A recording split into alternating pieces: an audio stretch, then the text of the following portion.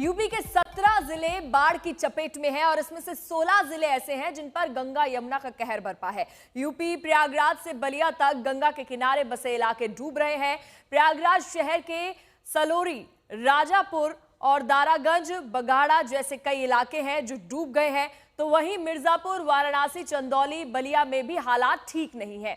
लेकिन सबसे ज्यादा असर प्रयागराज में देखने को मिला है। जिस संगम नगरी में 7 महीने पहले पैर रखने की जगह तक नहीं थी, वहां अब सिर्फ पानी ही पानी नजर आ रहा है। उत्तर, दक्षिण, पूरब, पश्चिम, पूरा संगम क्षेत्र विशाल समंदर जैसा दिख रहा है। प्रयागराज, मिर्जापुर, बलिया, चंदौली, वाराणसी की अलग अलग तस्वीरें आप देख रहे हैं। शहर शहर सिर्फ पानी ही पानी नजर आ रहा है। जल का तांडव बढ़ गया है। ऐसे में तमाम जो वहां पर लोग रह रहे हैं उनको काफी दिक्कतों का सामना करना पड़ रहा है। एक सड़क को पार करने के लिए जहां पर गाड़ी या 2 पहिया वाहन का सहारा लेना पड़ता था, अब वहीं पर नाव का सहारा देखिए बलिया में लेना पड़ रहा है। मिर्जापुर में उसी पानी से होकर गुजर रहे हैं। कितनी बीमारियां इस पानी से हो सकती हैं यह आप इन तस्वीरों से समझ सकते हैं। प्रयागराज, बलिया, चंदौली, वाराणसी, मिर्जापुर, ये तमाम वो जिले हैं जो बाढ़ की चपेट में आ चुके हैं।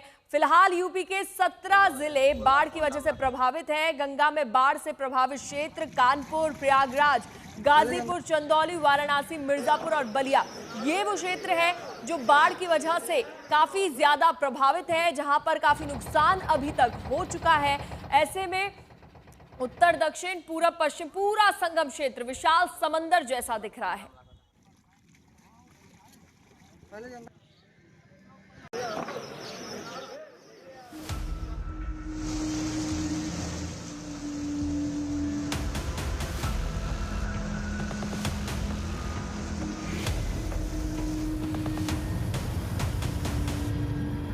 प्रयागराज है, संगम नगरी प्रयागराज। त्रिवेणी में ऐसी बाढ़ आई कि अब पता लगाना मुश्किल है कि कहां गंगा और कहां यमुना है। किला घाट से झूसी तक सब बराबर हो गया है। दोनों नदियां प्रयागराज में खतरे का अलार्म बजा रही हैं। सबसे बुरा हाल गंगा के तराई वाले इलाकों का है।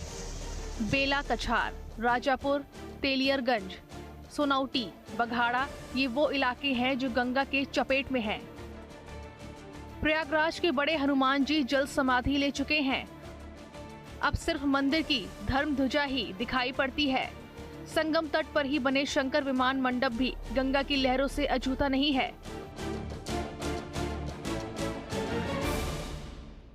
कहते हैं कि माँ गंगा हर साल लेटे हनुमान मंदिर को स्नान कराने के लिए, हनुमान जी को स्नान कराने के लिए आती हैं।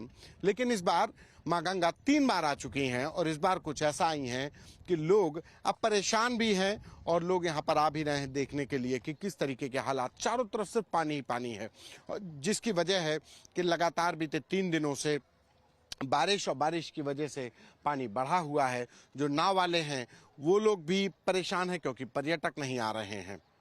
तो ये हालात अभी अगले 3 से 4 दिन तक ऐसे ही बनने वाले हैं, जो मौसम विज्ञानियों का कहना है। लेकिन इस बाढ़ की वजह से जो प्रयागराज की जो पहचान थी, जो मंदिर थे, जो प्रतिष्ठान थे, जो मोहल्ले थे, वो पूरी तरीके से इस बाढ़ की चपेट में हैं। प्रयागराज में गंगा के तट पर सैकड़ों मकानों में बाढ़ का पानी घुस गया है। खाने पीने की वस्तुओं या तो पानी में बह गई या फिर खराब हो गई हैं। करजन पुल और शंकर घाट के आसपास कई मकान ऐसे भी हैं जो पूरी तरह से डूब गए हैं। जिन मकानों में पहली या दूसरी मंजिल नहीं है, उसे छोड़कर लोग सुरक्षित ठिकानों पर चले गए। जिनके पास 1 से अधिक फ्लोर या घर हैं, वो टॉप फ्लोर या सुरक्षित तल पर शिफ्ट हो गए। ये पूरे घर के अंदर पानी भर चुका है और किस तरीके से कि पूरा एक फ्लोर, जो ग्राउंड फ्लोर है जिसको कहते हैं, जहां पर मतलब किसी भी मकान की शुरुआत हो, पूरा डूब चुका है और दरवाजे, खिड़कियों से पानी अंदर आ रहा है। पानी का फोर्स इतना ज्यादा है कि पानी के फोर्स की वजह से दरवाजे, खिड़कियां बंद नहीं हो पा रहे हैं। पूरा फ्लोर को कहा जाए कि पानी ने अपने में डुबो रखा है और ये जिसकी वजह से लोग अब ऊपर रहने को मजबूर हैं। तो ये एक घर का एक सिर्फ बानगी भर है। ऐसे हालात पूरे शहर में, खास करके ये जो संगम का इलाका है प्रयागराज का, वहां पर ज्यादातर घरों में इसी तरीके की परिस्थितियां हैं, क्योंकि 12 साल बाद इतनी ज्यादा बारिश हुई और उस बारिश ने गंगा जी को इतना बढ़ा दिया कि वो घरों में प्रवेश हो गया है। बघाड़ा, दारागंज, तेलियरगंज, सलौरी, ये वो इलाके हैं बाढ़ में जो सबसे पहले डूबते हैं। इन इलाकों में ज्यादातर प्रतियोगी छात्र रहते हैं। बाढ़ पीड़ितों की मदद के लिए एसडीआरएफ की टीमें घर घर पहुंचने की कोशिश कर रही हैं। बाढ़ पीड़ितों को खाने पीने की वस्तुएं और जरूरी दवाएं दी जा रही हैं। जैसा कि अभी प्रशासन के द्वारा सूचना मिली है कि छोटा बघाड़ा और बेला कछार में भी कुछ लोग प्रभावित हैं, जिनके घरों के आसपास पानी भर गया है। अब वहां पर बोट के थ्रू उनको सुरक्षित जगह पे ले जाना है। तो टीम हमारी अभी राजापुर से बेला कछार और छोटा बघाड़ा के लिए निकल चुकी है। वहां पर भी जो लोग प्रभावित हैं उनको रेस्क्यू करके वहां से आगे भेजा जाएगा। प्रयागराज का रसूलाबाद घाट भी पूरी तरह से डूब चुका है। घाटों पर बने मंदिर जलमग्न है। इस बीच बघाड़ा से एक तस्वीर सामने आई है, जिसमें अपने नवजात बच्चे को बचाने के लिए माता पिता कमर से ऊपर भरे पानी में से होकर निकल रहे हैं। प्रयागराज शहर में गंगा कहर बरपा रही है। संगम के बाद जब गंगा आगे बढ़ती है तो पानी 2 गुना हो जाता है।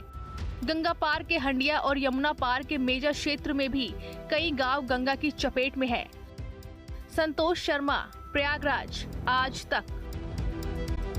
प्रयागराज में जब गंगा यमुना के संगम के बाद जो इलाके आते हैं वहां के हालात ज्यादा खराब हैं। संगम के बाद जब गंगा आगे बढ़ती है तो उसमें यमुना का पानी मिल चुका है और इन दिनों यमुना में मध्य प्रदेश और राजस्थान का भी पानी है। मिर्जापुर से बलिया तक गंगा की लहरें डरा रही है। प्रशासन अलर्ट मोड पर है। लोगों को सावधान रहने के लिए भी कहा गया है। यमुना में बाढ़ से प्रभावित क्षेत्र हमीरपुर, कानपुर देहात, साथ ही आगरा, इटावा, औरैया, जालौन, ये वो क्षेत्र हैं जो यमुना में बाढ़ से प्रभावित है। ऐसे में लोगों को सावधान रहने के लिए कहा गया है। फतेहपुर, बांदा, चित्रकूट भी वो क्षेत्र है जो यमुना में बाढ़ से प्रभावित है। लगातार रेस्क्यू के लिए टीमें वहां पर मौजूद है।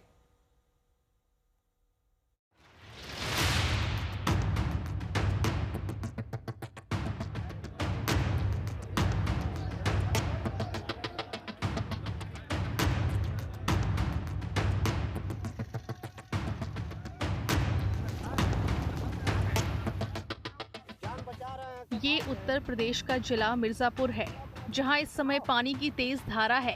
वहां कभी सड़क हुआ करती थी, लेकिन गंगा की लहरों ने सब डुबा दिया।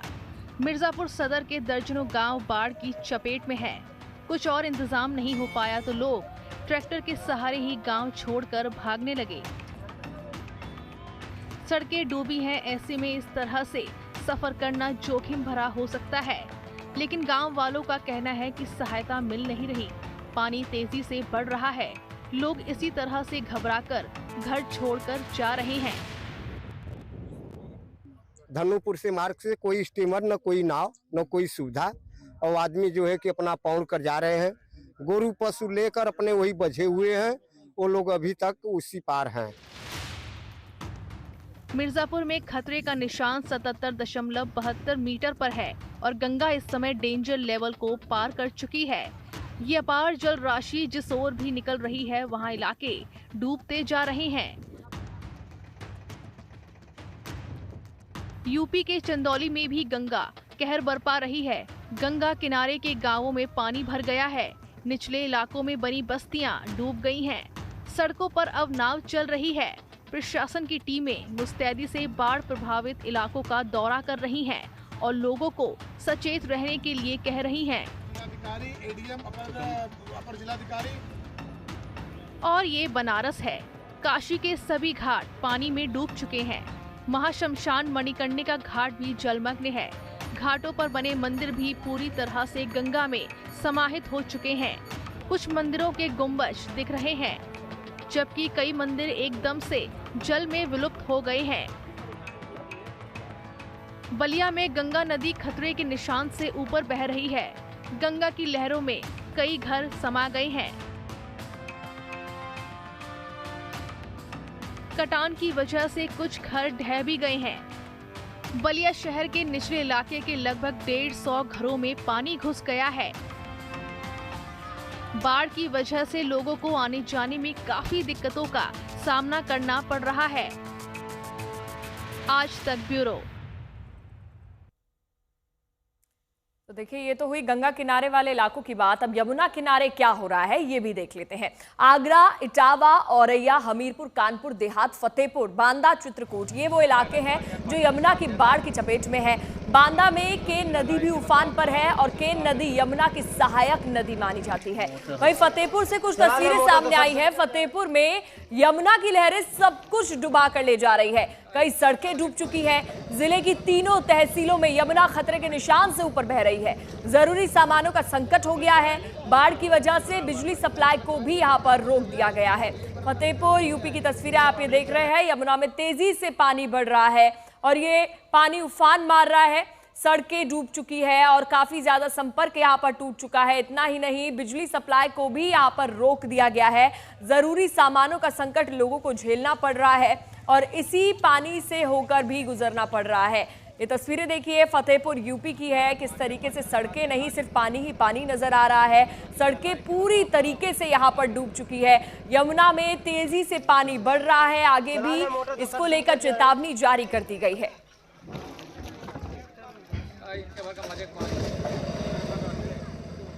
तो देखिए, बाढ़ पीड़ितों के राहत पहुंचाने के लिए सीएम योगी ने 11 मंत्रियों की टीम गठित की है। ये मंत्री अपने अपने इलाकों में जाकर राहत बचाव कार्य की निगरानी कर रहे हैं। मंत्री नंदगोपाल गुप्ता को प्रयागराज और मिर्जापुर की जिम्मेदारी मिली है। उनसे बात की हमारे सहयोगी संतोष शर्मा ने। देखिए, बाढ़ प्रभावित इलाकों में राहत कार्य समुचित ढंग से चलता रहे, इसके लिए मुख्यमंत्री योगी आदित्यनाथ ने अपनी टीम 11 को उतारा है, जिसमें मंत्रियों को जिलों की जिम्मेदारी दी गई है।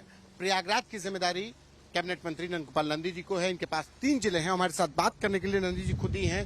देखिए, वो पूरा उस इलाके का दौरा भी कर रहे हैं जो बाढ़ प्रभावित है, चाहे वो बड़ा बघारा हो या सलोरी के इलाके हो। ये तमाम इलाके हैं जहां पर गंगा और यमुना का जलस्तर बढ़ने से रिहायशी इलाकों में पानी घुस गया है। राहत कार्य किस तरीके से चल रहा है, हमारे साथ नंदगोपाल जी खुद ही हैं। किस तरीके का राहत कार्य, और इस बार तो मतलब 12-13 साल बाद इतनी बड़ी बाढ़ देखी है।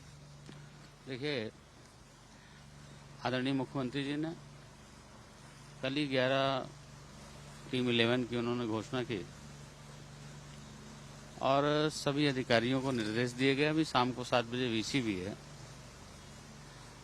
मैं बड़े संतोष के साथ कह सकता हूं कि प्रयागराज का प्रशासन पूरी मुस्तैदी के साथ, मैं भी लखनऊ से सीधा आ रहा हूं, पूरी मुस्तैदी से मुस्तैद होकर के काम कर रहा है।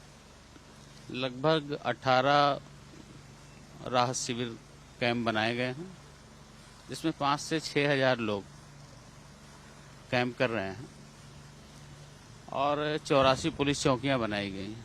उसमें महिला पुलिस भी शामिल हैं, ताकि किसी तरह से किसी भी जो शरणार्थी अपना घर बार छोड़ करके आया उसको दिक्कत ना हो। अलग से टॉयलेट वगैरह भी लगाए गए हैं। नगर निगम को निर्देशित किया गया है कि कहीं छिड़काव की जरूरत है तो छिड़काव करें और उनको खाने के लिए, नाश्ते के लिए कहीं दिक्कत ना हो उसके लिए भी व्यवस्था करके सभी लोगों को नाश्ता, खाना और रात का खाना पहुंचाया जा रहा है।